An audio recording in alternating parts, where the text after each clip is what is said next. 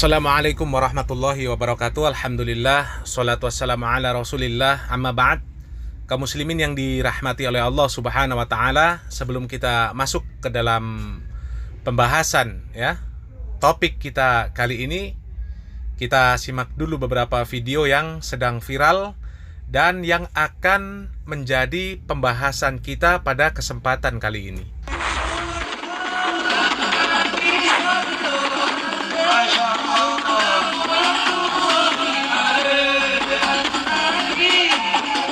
Saya sering ditanya apa dalil perayaan Maulid Nabi Muhammad SAW. Bahkan ada sebagian orang yang mengatakan bid'ah, sesat dan lain sebagainya. Mohon maaf, saya jawab begini.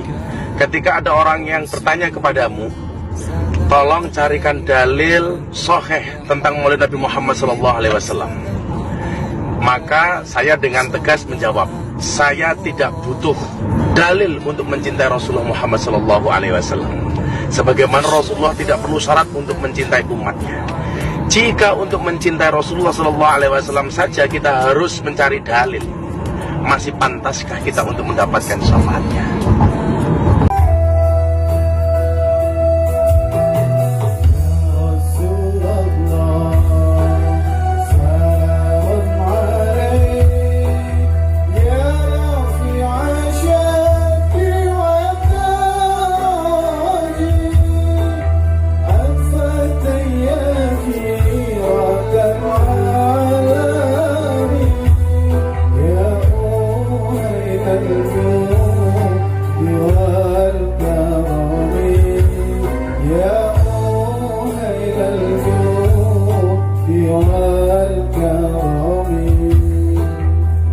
Masuk akal nggak sih mata kaki ketutupan kain masuk neraka? Pakai akal dong sayang, pakai akal dong. Masa ketutupan mata kaki masuk neraka? La ilaha illallah Muhammadur Rasulullah. Kaki mesti diangkat, takut masuk neraka. Kalau takut kebanjiran boleh. Masuk akal itu. Kaum muslimin yang dirahmati oleh Allah subhanahu wa ta'ala, agama Islam adalah satu-satunya agama yang Allah subhanahu wa ta'ala turunkan di muka bumi ini. Sejak Nabi Adam sampai dengan Nabi yang terakhir, Nabi Muhammad SAW, yang dibawa adalah dinul Islam. Dari mana bisa dikatakan seperti itu? Bahwasanya Allah subhanahu wa ta'ala berfirman di dalam Al-Quran, di dalam surat Al-Anbiya ayat 25. Wa ma arsalna min qablika mir rusulin illa nuhi ilaihi annahu la ilaha illa ana fa'buduni.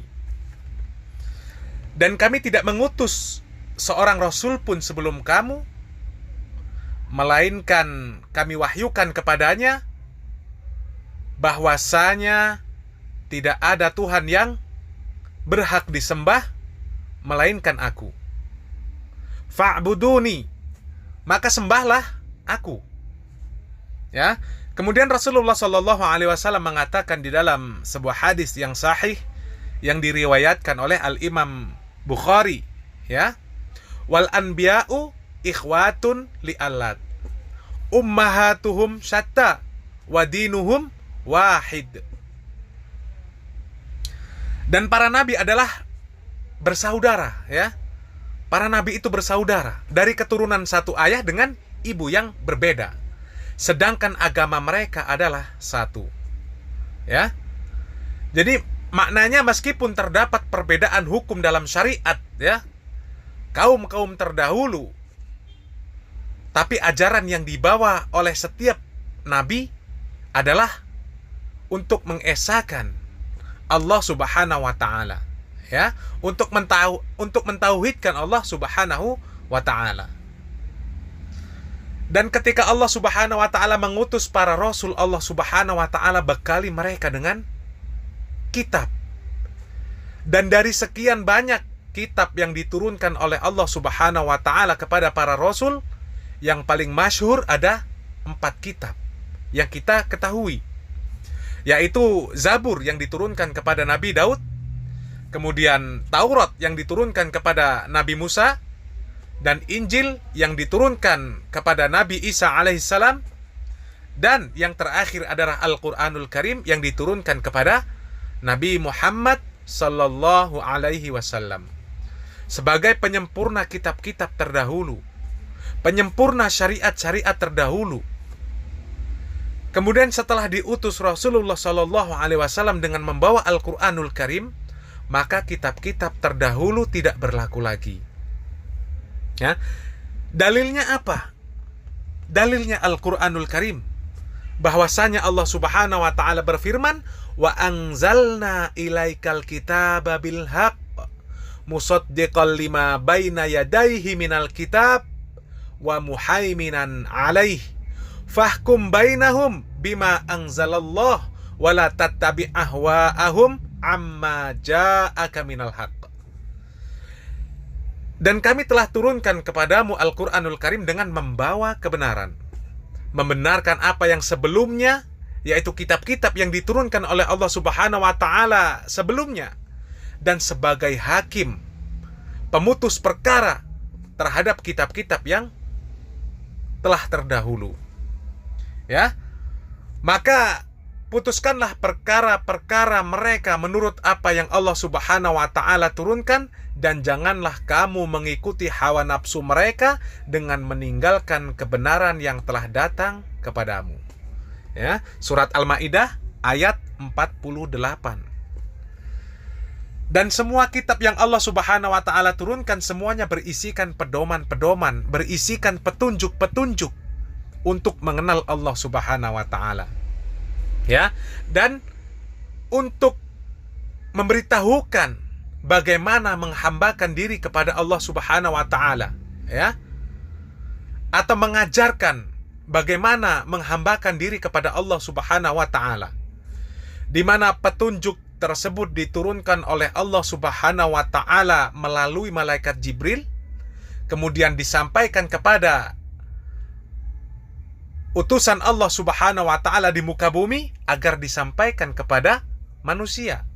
Kemudian disampaikanlah dan dijelaskanlah sekaligus diajarkan, ya, kepada manusia oleh para nabi dan rasul. Dan karena jasa para salafus salih dan orang-orang yang meniti jalan para nabi dan para sahabat hingga sampailah kepada kita pada saat ini, ya. Mereka menjaga agama ini. Mereka berhati-hati dalam menyampaikan agama ini. Tidak seorang pun berbicara masalah agama kecuali mereka ini mencatat, meneliti, kemudian mengumpulkan menjadi sebuah kitab, di mana kitab-kitab tersebut berisi qala Allah, qala Rasul, qala sahabah, qala ulama, qala fulan, qala fulana, dan seterusnya. Ya. Mereka membuat syarat bagaimana hadis dikatakan mutawatir, dikatakan sahih, hasan, dhaif, maudhu, dan sebagainya. Ya. Tujuan mereka adalah agar agama ini terjaga kemurniannya. Ya. Tidak semua orang bisa meriwayatkan bahwasanya Rasulullah Shallallahu Alaihi Wasallam berkata sesuatu. Tidak semua orang bisa mengatakan bahwasanya Rasulullah Shallallahu Alaihi Wasallam melakukan sesuatu. Tidak sembarang orang, ya, yang kemudian bisa mengatakan bahwasanya Rasulullah Shallallahu Alaihi Wasallam memerintahkan sesuatu. Tidak semua orang bisa mengatakan Rasulullah Shallallahu Alaihi Wasallam mendiamkan sesuatu, ya, atau Rasulullah Shallallahu Alaihi Wasallam melarang sesuatu, atau Rasulullah Shallallahu Alaihi Wasallam membenci sesuatu, ya. Tujuannya apa?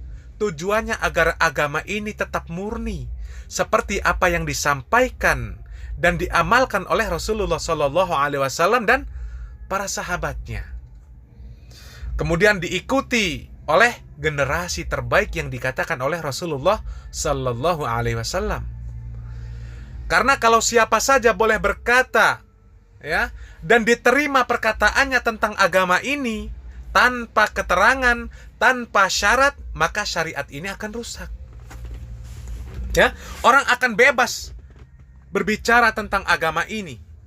Orang akan bebas berbicara tentang agama ini dan itu.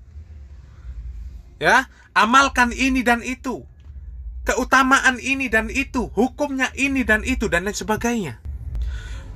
Padahal tidak ada keterangan dari Allah dan Rasul-Nya menyampaikan demikian. Tidak ada Rasul dan para sahabatnya serta generasi terbaik menyampaikan demikian. Tidak pula mereka mengamalkan, tidak pula mereka berbicara tentang hukumnya, serta tidak pula mereka menjelaskan tentang keutamaannya. Ya, sehingga jatuhlah kita menyelisihi jalan Rasulullah Shallallahu Alaihi Wasallam, jalan para sahabat serta generasi terbaik yang dikatakan oleh Rasulullah Shallallahu Alaihi Wasallam. Ya, mereka yang terbaik di dalam iman, ilmu, amal dan dakwah mereka. Ya, meskipun tidak menyelisihi secara keseluruhan, tapi dikhawatirkan kita masuk ke dalam ancaman Rasulullah Shallallahu Alaihi Wasallam bagi siapa saja yang menyelisihi mereka. Ya,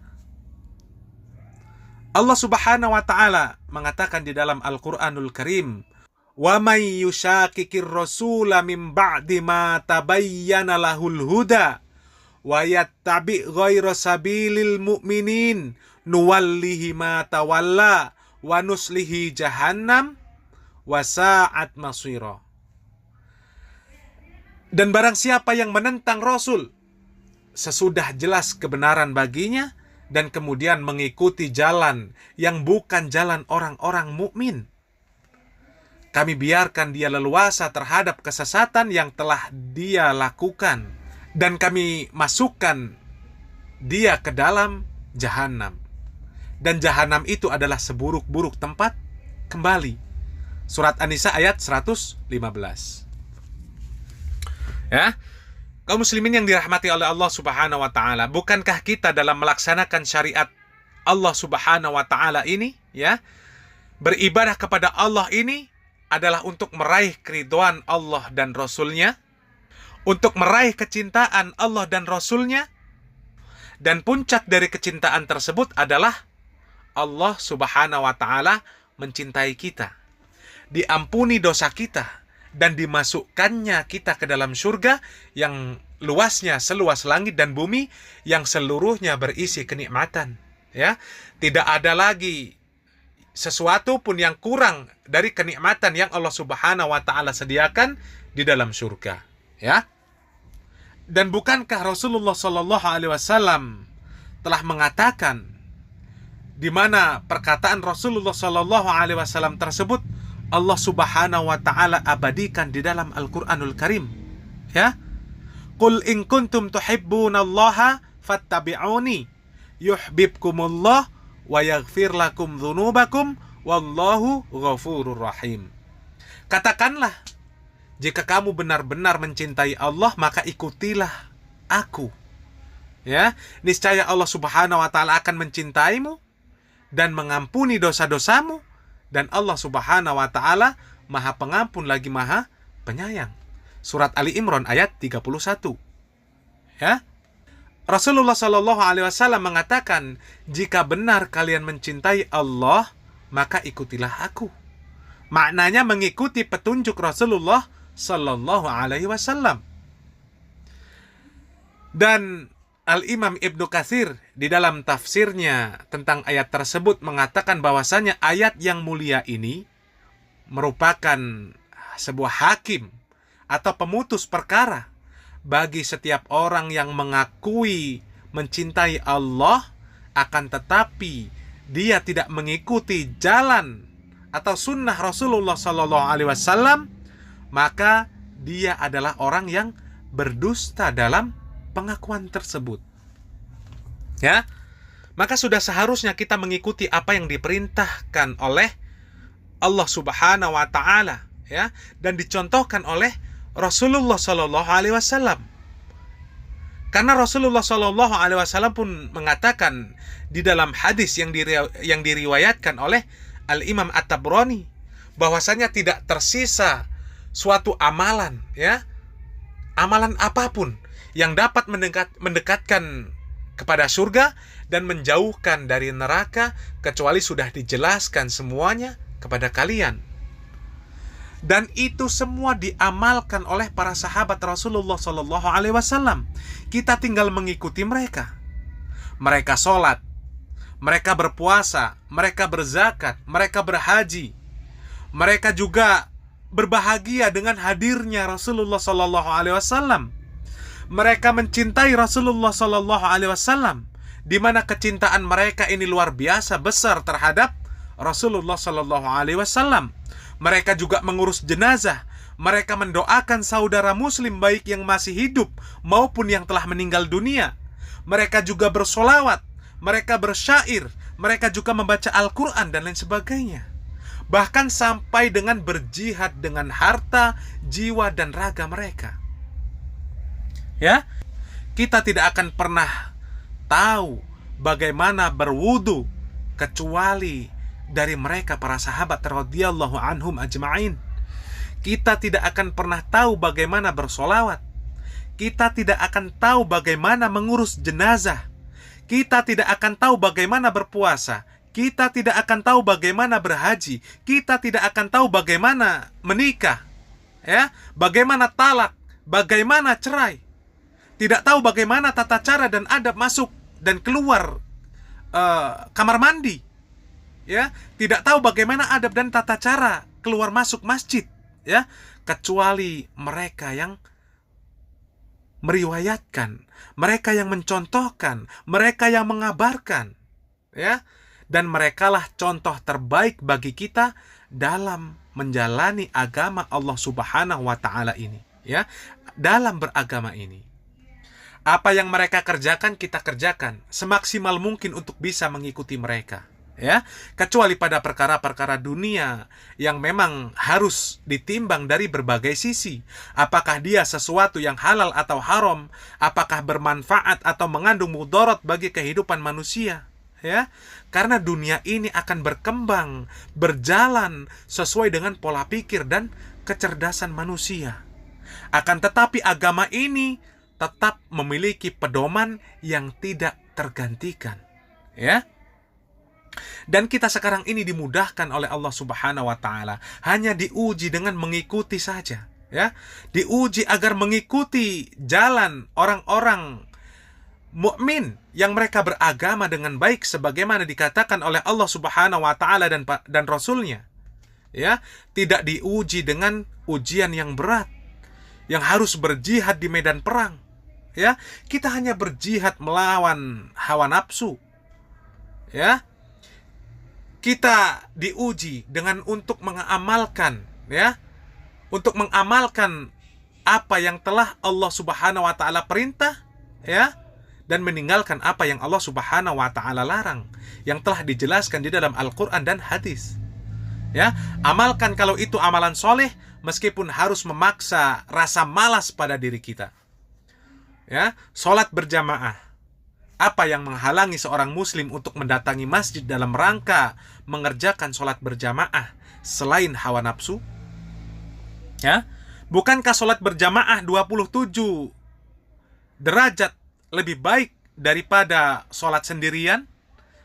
Ya, kenapa tidak tertarik? Sedangkan urusan dunia kita sangat bersemangat. Bahkan sampai na'udzubillah min dzalik, ada yang membuat uang palsu demi untuk memiliki harta yang berlipat ganda. Ya, kenapa untuk urusan akhirat kita tidak tertarik? Yang itu jelas-jelas diperintahkan dan jelas keutamaan yang dijanjikan oleh Allah Subhanahu wa taala dan Rasulnya. Ya, kemudian menutup aurat. Apa yang menghalangi seorang muslimah untuk memakai jilbab agar tertutup auratnya? Ya, tidak ada yang menghalanginya kecuali hawa nafsu. Ya, mereka wanita-wanita solihah menutup aurat. Tidak tertarikkah untuk mengikuti mereka? Ya. Dan apa yang menghalangi seorang muslim untuk membaca Al-Qur'an dan menghafalkan Al-Qur'an terutama di waktu-waktu senggang? Ya, kecuali itu adalah hawa nafsu yang menghalanginya. Lalu mengapa lebih bersemangat mengerjakan amalan-amalan yang tidak diajarkan dan dicontohkan oleh Rasulullah SAW dan para sahabatnya. Ya, bukankah yang demikian ini adalah menyelisihi cara mereka dalam beragama, dalam beribadah, ya? Apakah sama, kita koreksi, apakah sama cara kita dengan para sahabat dalam sholat, dalam berpuasa, zakat, haji, dalam bersolawat, dalam mengurus jenazah, ya, dalam mengungkapkan atau mengekspresikan cinta kita kepada Allah dan Rasul-Nya, ya, kita koreksi, ya, di mana mereka para sahabat radhiyallahu anhum ajma'in adalah orang-orang yang paling sempurna dalam menjalankan agama Allah Subhanahu wa taala, karena mereka langsung dibimbing oleh Rasulullah sallallahu alaihi wasallam.